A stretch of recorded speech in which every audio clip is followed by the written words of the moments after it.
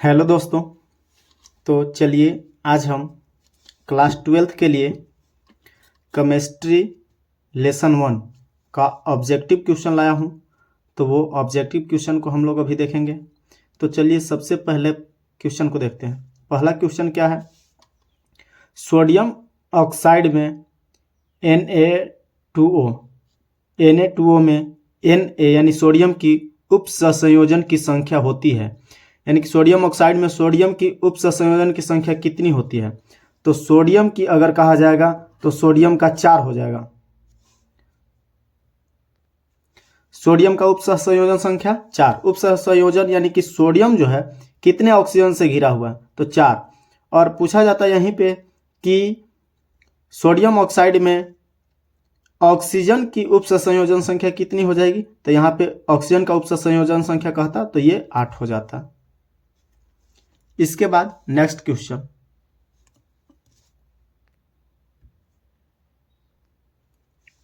Question number 2 है, निम्न में से कौन अक्रिस्टलीय या अक्रिस्टलीय को अमोर्फस कहा जाता है?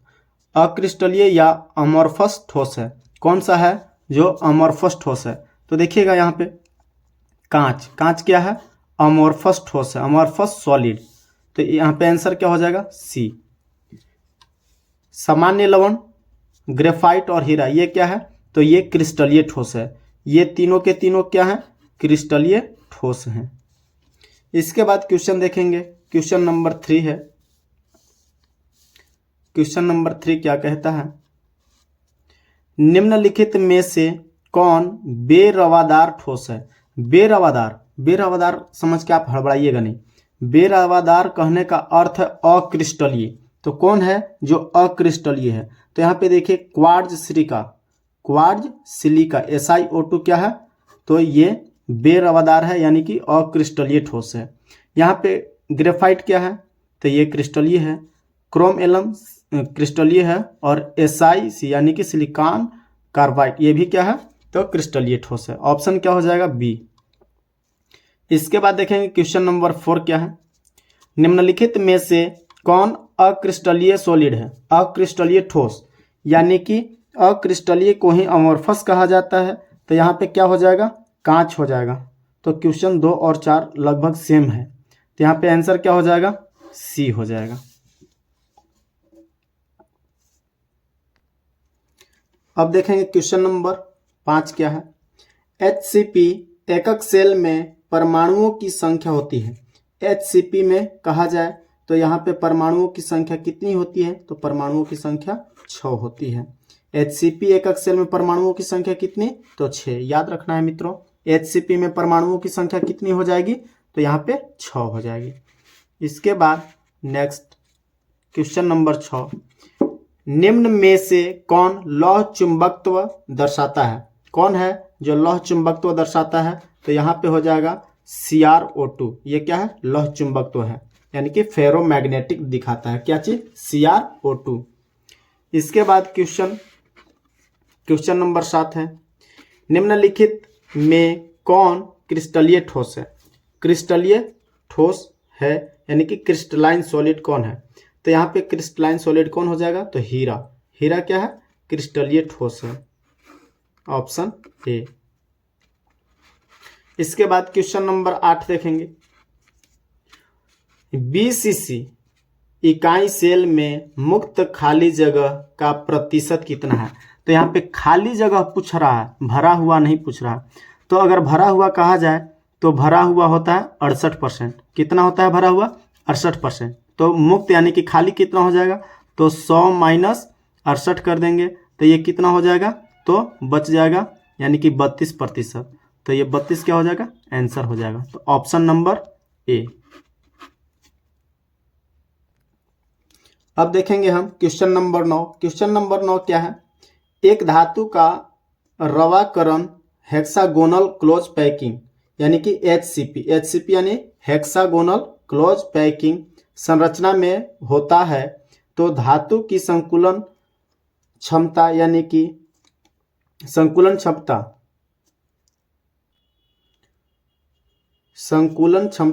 कि कोऑर्डिनेशन नंबर कोऑर्डिनेशन नंबर कितना होता है। तो यहाँ पे ध्यान देना हमको क्या है, हेक्सागोनल, हेक्सागोनल क्लोज पैकिंग है। क्या है, हेक्सागोनल। तो हेक्सागोनल कहा जाएगा तो यहाँ पे हो जाएगा कितना, तो 12 हो जाएगा। हेक्सागोनल का कितना हो जाएगा, 12, ऑप्शन नंबर ए। इसके बाद का क्वेश्चन देखेंगे हम, क्या है, क्वेश्चन नंबर 10। क्वेश्चन नंबर 10 देखिए क्या है, निम्नलिखित में कौन से जोड़े में क्रमशः चतुष्फलकीय और अष्टफलकीय रिक्ति होती है। चतुष्फलकीय और अष्टफलकीय रिक्ति किसमें होती है, तो हेक्सागोनल में, और यानी कि HCP और CCP ये दोनों में क्या होती है, तो ये दोनों में चतुष्फलकीय। HCP में चतुष्फलकीय होती है और CCP में अष्टफलकीय होती है। तो आपको याद रखना है, हेक्सा में क्या होता है, चतुष्फलकीय किसमें, HCP में, और अष्टफलकीय किसमें, तो CCP में। तो ऑप्शन नंबर सी। चलिए इसके बाद हम देखेंगे क्वेश्चन 11, ताप एवं विद्युत का अच्छा चालक कौन है। ताप और विद्युत का अच्छा चालक कौन सा है, तो एंथ्रासाइट, कोक, हीरा, ग्रेफाइट और चारकोल। तो यहाँ पे क्या हो जाएगा, तो ग्रेफाइट क्या है, तो ग्रेफाइट जो है वो ताप और विद्युत दोनों का क्या है, तो अच्छा चालक होता है, ऑप्शन नंबर सी।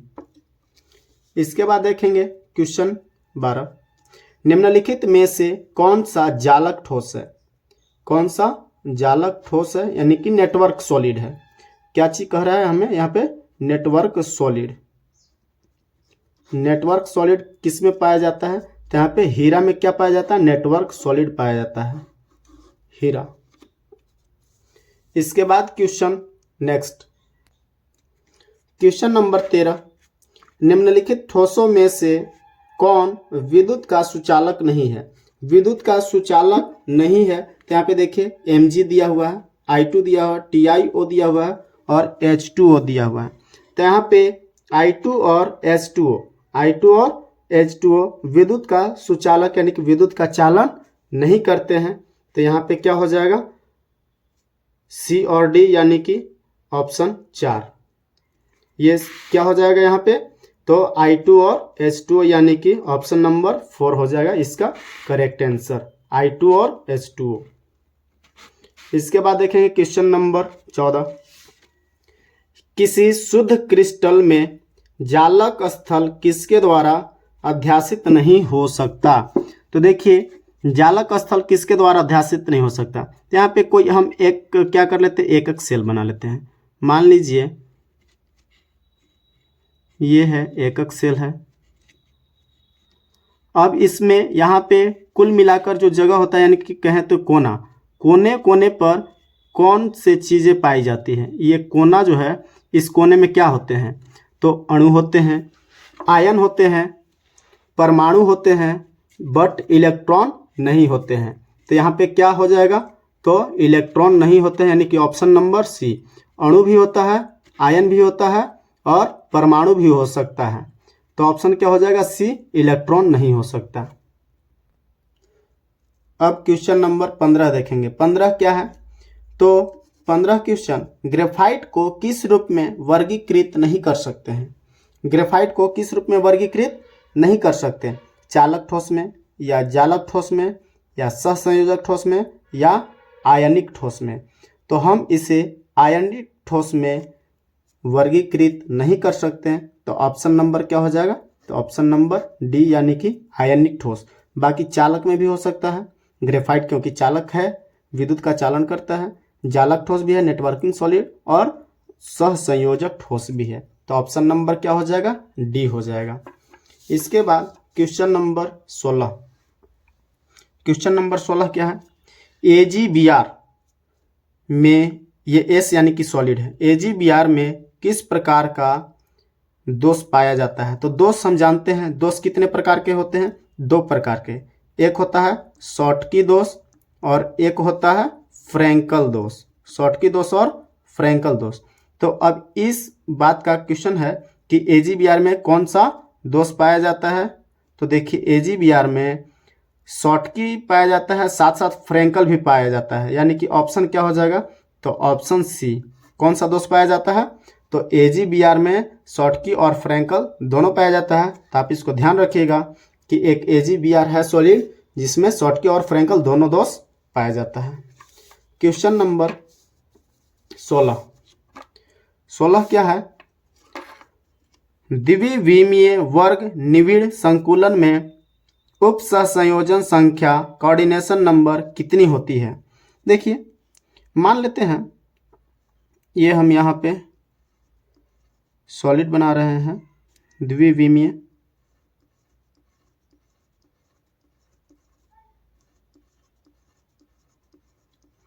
इस द्विविमीय में एक कोई गोला दो चारों तरफ से कितने गोले से घिरा हुआ है या कितने गोले को छूता है, ये सटाकर बना दिए। तो एक इसको छुएगा, एक इसको छुएगा, एक इसको और एक इधर वाले नीचे वाले को, यानी कुल मिलाकर 4 गोले को छूता है। उसी को कहा जाता है उप सहसंयोजन संख्या यानी कि कोऑर्डिनेशन नंबर। तो यहाँ पे कितना हो जाएगा? 4 गोलों को छूता है, तो ऑप्शन हो जाएगा 4। इसके बाद क्वेश्चन नंबर 17 क्या है? किस दोष को विस्थापन दोष कहा जाता है? तो देखिएगा, दोष कै ठो है? 2 ठो। एक है शॉटकी, कौन सा दोष? शॉटकी दोष। दूसरा क्या है? फ्रैंकल दोष। शॉटकी दोष और फ्रैंकल दोष। शॉटकी दोष में क्या होता है? तो शॉटकी दोष में यहाँ पे कोई परमाणु निकलकर गायब हो जाता है, जबकि फ्रैंकल दोष में क्या होता है? तो फ्रैंकल दोष में जो प्लस माइनस होता है, ये प्लस माइनस इस तरह का होता है, प्लस माइनस। तो यहाँ पे जो धनायन होता है वो अपने स्थान से गायब होकर वो दूसरे जगह पे चला जाता है और ऋणायनों के बीच में जो खाली जगह होता है वहाँ पे जाकर फंस जाता है, क्योंकि ये छोटा होता है और छोटे है वो फिर निकल नहीं पाता है, तो वो उसी में फंसा हुआ रह जाता है। धनायन जो है वो ऋणायनों के बीच में फंसा हुआ रह जाता है। कुल मिलाकर वो उसी ठोस में रह जाता है, बाहर गायब नहीं हो पाता है। तो इसी दोष को हम विस्थापन दोष कहते हैं, यानी कि फ्रैंकल दोष कहते हैं। इसे ही कहा जाता है, ये जब हम परिभाषा पढ़ा रहे थे तो लिखवाए थे कि ये जो धनायन है वो बीच के खाली जगहों में यानी कि इंटरशियल के स्थान पर चला जाता है। इंटरशियल यानी कि अणुओं के बीच के खाली जगह को ही इंटरशियल कहा जाता है। तो ये क्वेश्चन क्या हो गया? किस दोष को विस्थापन दोष कहा जाता है? तो यहाँ पे हो जाएगा फ्रैंकल दोष। चलिए अब क्वेश्चन नंबर 18 क्या है? अमोर्फस ठोस को कहा जा सकता है। अमोर्फस ठोस को और क्या कहा जा सकता है? तो अमोर्फस को आभासी भी कहा जाता है, अतिशीतिक भी कहा जाता है, अमोर्फस को अक्रिस्टलीय भी कहा जाता है, यानी कि कुल मिलाकर ऑप्शन नंबर डी यानी कि उपरोक्त सभी, ये उपरोक्त सभी ऑल ऑफ दिस हो जाएगा। इसके बाद क्वेश्चन नंबर 19 क्या है? क्वार्ज है। क्वार्ज क्या है? क्वार्ज यानी कि सिलिका भी हम कह सकते हैं। सिलिका क्या है? क्रिस्टलीय ठोस है या क्रिस्टलीय ठोस है या आभासी ठोस है या अतिशीतिक ठोस है? तो इस क्वेश्चन का आंसर आप कमेंट सेक्शन में कमेंट करके बताइएगा, क्योंकि फर्स्ट टाइम यानी कि पहला, दूसरा या तीसरा क्वेश्चन में ही ऐसा क्वेश्चन करवा चुके हैं। अब हम देखेंगे क्वेश्चन नंबर 20। क्वेश्चन नंबर 20 क्या है? निम्नलिखित में से कौन अक्रिस्टलीय ठोस नहीं है? अक्रिस्टलीय ठोस नहीं है बल्कि क्रिस्टलीय ठोस है। अक्रिस्टलीय ठोस नहीं है लेकिन क्रिस्टलीय ठोस होना चाहिए। तो देखिए, कांच, रबर, प्लास्टिक, रॉक सॉल्ट। तो कांच क्या है? अक्रिस्टलीय है। रबर भी अक्रिस्टलीय है, प्लास्टिक भी अक्रिस्टलीय है, लेकिन यहाँ पे NaCl क्या है? तो NaCl क्रिस्टलीय है, यानी कि ये ऑप्शन नंबर डी आंसर हो जाएगा। इसके बाद हम देखेंगे क्वेश्चन नंबर 20। क्वेश्चन नंबर 20 क्या है? निम्नलिखित में से कौन ध्रुवीय आणविक ठोस नहीं है? ध्रुवीय आणविक ठोस नहीं है। तो यहाँ पे SiO2 ध्रुवीय यानी कि एक तरह से आप समझ सकते हैं 2 परमाणु वाले। तो SO2 ध्रुवीय है, NH3 भी ध्रुवीय है, HCl भी ध्रुवीय है लेकिन I2 ध्रुवीय नहीं है। तो यहाँ पे आंसर क्या हो जाएगा? तो आंसर हो जाएगा I2 यानी कि ऑप्शन नंबर डी। इसके बाद अब हम चलेंगे क्वेश्चन नंबर 22। क्या है? निम्नलिखित में से कौन आयनिक ठोस नहीं है? कौन आयनिक ठोस नहीं है? तो देखिए यहाँ पे है ऑप्शन CaF2 आयनिक पूछा जा रहा है। तो Ca क्या होता है? Ca2 प्लस होता है, F2 माइनस का होता है, दो ठो F है यानी कि 2 माइनस हो जाएगा। यहाँ पे Zn में तो Zn का भी 2 प्लस होता है, अब S2 माइनस होता है। Mg में भी 2 प्लस का होता है, ऑक्सीजन में 2 माइनस का होता है। यहाँ पे देख रहे हैं सब क्या है? आयन का, यानी कि यहाँ पे आणविक है, जबकि H2O क्या है? सॉरी, ये सभी के सभी क्या है? आयनिक है और H2O आयनिक नहीं है, बल्कि ये क्या है? तो ये आणविक है। ये कैसा ठोस है? आणविक है। और ये सभी क्या है? तो ये सभी आयनिक हैं, आयोनिक। तो ऑप्शन नंबर क्या हो जाएगा? तो ऑप्शन नंबर डी। इसके बाद क्वेश्चन नंबर देखेंगे 23। क्वेश्चन नंबर 23 क्या है? SCC, BCC तथा FCC के एकक कोशिका में परमाणुओं की कुल संख्या कितनी होती है? इसमें परमाणुओं की कुल संख्या कितनी होती है? तो आपको बताया गया था कि SCC में कितना होता है? 1, BCC में 2 और FCC में 4। तो 1 2 का 4, 1 2 4, ऑप्शन नंबर ए। ये तो आपको क्लास में ही पहले से याद हो चुका होगा। इसके बाद का क्वेश्चन नंबर 24। माना कि निविड़ संकुलित गोलों की संख्या n हो तो उसमें चतुष्फलकीय रिक्ति कितनी होगी? चतुष्फलकीय रिक्ति कितनी होगी? तो देखिएगा, आपको अगर कहा जाएगा चतुष्फलकीय और एक होता है अष्टफलकीय, अगर चतुष्फलकीय कहा जाएगा तो वहां पे दुगना हो जाता है। चतुष्फलकीय क्या हो जाता है? गोलों की संख्या मान लीजिए 5 है तो दुगना 10 हो जाएगा चतुष्फलकीय में रिक्ति की संख्या। अगर 10 है तो रिक्ति की संख्या चतुष्फलकीय में कितना हो जाएगा? 20 हो जाएगा।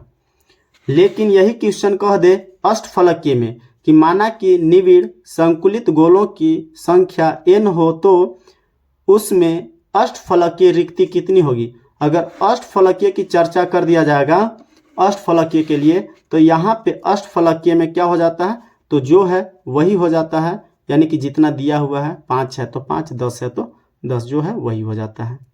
ठीक है। अब हम देखेंगे क्वेश्चन नंबर 25। HCP और CCP संरचनाओं में संकुलन क्षमता क्रमशः है, यानी कि HCP का संकुलन क्षमता और CCP का संकुलन क्षमता कितना होता है? तो यहाँ पे इन दोनों का संकुलन क्षमता 74% होता है। कितना होता है? 74%। तो ये तो खैर आपको याद रख लेना है। इसके बाद देखेंगे क्वेश्चन नंबर 26। निम्नलिखित में से कौन ठोस अवस्था में सहसंयोजक क्रिस्टल के रूप में रहता है? कैसा? सहसंयोजक क्रिस्टल के रूप में रहता है। तो यहाँ पे ऑप्शन नंबर क्या हो जाएगा?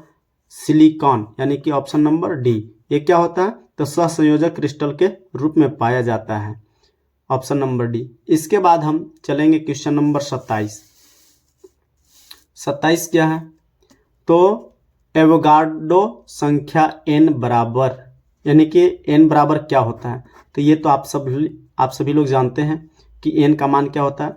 तो 6.022 इंटू 10 टू द पावर 23, यानी कि ऑप्शन नंबर आप जो है लगा लीजिएगा।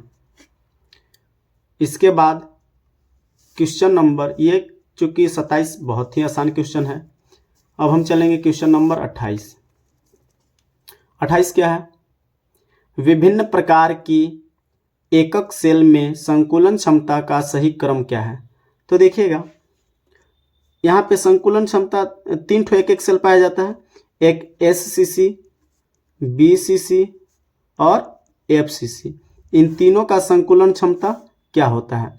तो देखिएगा, SCC का SCC का 52% होता है, SCC का 52%, BCC का 68% और FCC का 74%।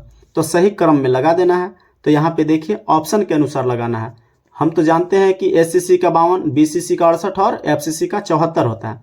तो आपको सजाना है। यहाँ पे देखिएगा ये एरो जो है वो बहुत खतरनाक होता है, लोग एग्जाम में इसको ध्यान नहीं देते हैं, बस SCC, FCC, BCC इसको ध्यान देते हैं, जिसके कारण गलती हो जाता है। तो यहाँ पे चिन्ह को ध्यान देना है। सबसे ज़्यादा ये देखिए एरो जिधर खुला है उधर बड़ा है, तो FCC का सबसे ज़्यादा होता है। जी हाँ, सबसे ज़्यादा FCC का है। इसके बाद उससे कम किसका है? BCC का। और सबसे कम किसका है? SCC का। तो ऑप्शन नंबर बी सही है। इसके बाद क्वेश्चन नंबर देखेंगे 29। 29 क्या है? डोपिंग यानी कि अपमिश्रण में किस प्रकार का दोष उत्पन्न होता है? यानी कि जब शुद्ध क्रिस्टल में कुछ मिश्रण किया जाता है तो उसी को डोपिंग कहा जाता है। क्या चीज कहा जाता है? डोपिंग। डोपिंग अपमिश्रण में किस प्रकार का दोष उत्पन्न होता है? तो यहाँ पे इलेक्ट्रॉनिक दोष उत्पन्न होता है। कौन सा दोष आ जाता है? इलेक्ट्रॉनिक दोष या इलेक्ट्रॉनीय दोष कह सकते हैं। इसके बाद हम क्वेश्चन नंबर करेंगे 30। ग्रेफाइट में खाली जगह की उपस्थिति के कारण विद्युत का चालक होता है। ग्रेफाइट में क्या चीज उपस्थित होता है जिसके कारण विद्युत का चालन करता है, यानी कि ये इलेक्ट्रिक का कंडक्टर बन जाता है। किसके कारण इलेक्ट्रिक का कंडक्टर हो जाता है? कौन? तो ग्रेफाइट। तो धनायन के कारण या ऋणायन के कारण या मुक्त संयोजी इलेक्ट्रॉन के कारण या एकाकी इलेक्ट्रॉन युग्म के कारण। तो यहाँ पे मुक्त संयोजी इलेक्ट्रॉन के कारण ग्रेफाइट क्या होता है? तो ये चालक का काम करता है। ऑप्शन नंबर सी।